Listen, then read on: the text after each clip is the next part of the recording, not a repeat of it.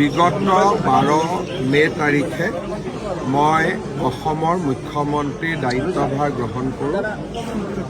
গুৱাহাটীৰ বাহিৰত মুখ্যমন্ত্ৰীৰ দায়িত্ব গ্ৰহণ কৰাৰ পৰা এতিয়ালৈকে মই কোনো কাৰ্যসূচী লোৱা নাই।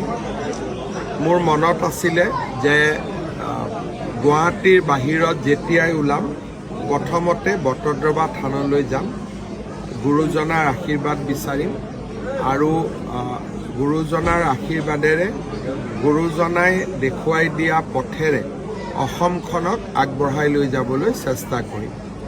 আজি মোৰ পৰম সৌভাগ্য হ'ল যে গুৱাহাটীৰ পৰা বটদ্ৰৱা থানলৈ আহি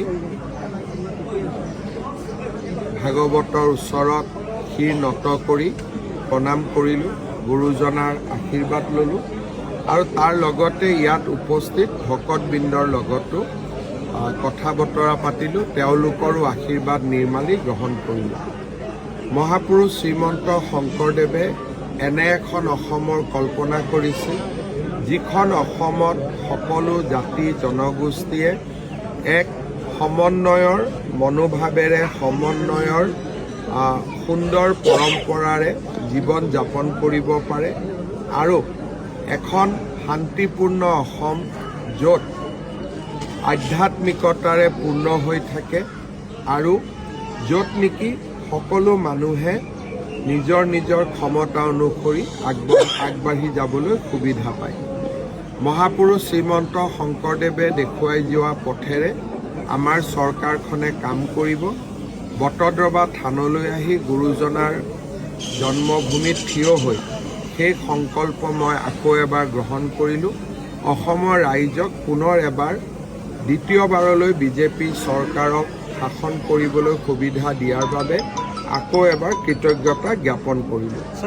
বটদ্ৰৱা থানৰ বিকাশ বা বটদ্ৰৱা থানৰ সকলো ফালৰ পৰা আগুৱাই লৈ যোৱা আমাৰ চৰকাৰৰ এক বিশেষ দায়িত্ব। থান পৰিচালনা সমিতিৰ সৈতে আজিও মই কেইবাটাও প্ৰকল্পৰ বিষয়ে আলোচনা কৰিছোঁ। থানখনক আগুৱাই লৈ যোৱাৰ ক্ষেত্ৰত নিশ্চিতভাৱে বটদ্ৰৱা থানৰ উন্নয়ন আৰু বিকাশৰ যি কাম আমি হাতত লৈছিলোঁ সি অনাগত দিনতো অব্যাহত থাকিব।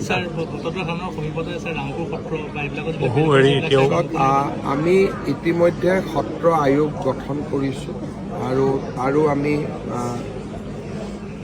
সত্ৰ আয়োগেও খুব সোনকালে কাম কাজ আৰম্ভ কৰিব আৰু তেখেতসকলকে এতিয়াৰ পৰা আমি বেদখলকে ধৰি সকলো সিদ্ধান্ত বা সত্ৰসমূহৰ কল্যাণৰ বাবে কাম কৰাৰ আমি দায়িত্ব দিম আৰু মই নিজেও চোৱা চিতা কৰিম।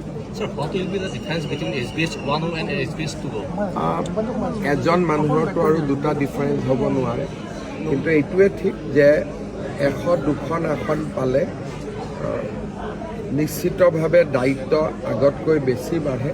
গতিকে যোৱা 5 বছৰ আমি যিমান কষ্ট কৰিছিলোঁ এইবাৰ তাতকৈ আৰু বেছি কষ্ট কৰিম যাতে অসমৰ উন্নতি হ'ব পাৰে। তাৰ উপৰিও আমাৰ এটা সুনিৰ্দিষ্ট যোৱা 5 বছৰ 2021ত যেতিয়া আমি ইলেকশ্যন মেনিফেষ্টো আনিছিলোঁ তেতিয়া ক'ভিডৰ বিভীষিকা আমাৰ সন্মুখত আছিলে, সেইকাৰণে আমাৰ সংকল্পবোৰ সীমিত আছিল।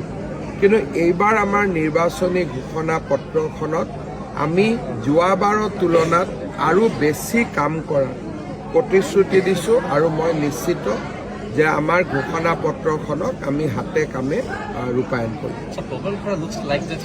আজি ইয়াতে মহাপুৰুষ শ্ৰীমন্ত শংকৰদেৱৰ জন্মভূমিত মই ৰাজনৈতিক কথা ক'ব খোজা নাই, আপোনালোকৰ পৰাও মই আশীৰ্বাদ আৰু সহযোগিতা। কালি 2খন গুৰুত্বপূৰ্ণ মিটিং আপোনাৰ হৈছে, বিদ্যুৎ নিশ্চিতকৰণ আৰু কামাখ্যা।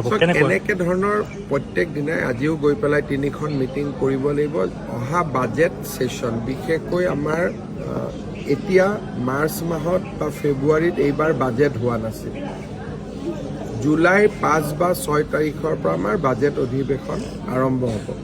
বাজেট অধিৱেশনৰ আগতে বা 5 বছৰীয়া পৰিকল্পনা এটা লৈ বিভিন্ন বিভাগৰ লগত এইকেইটা দিন মই কথা পাতি থাকিম।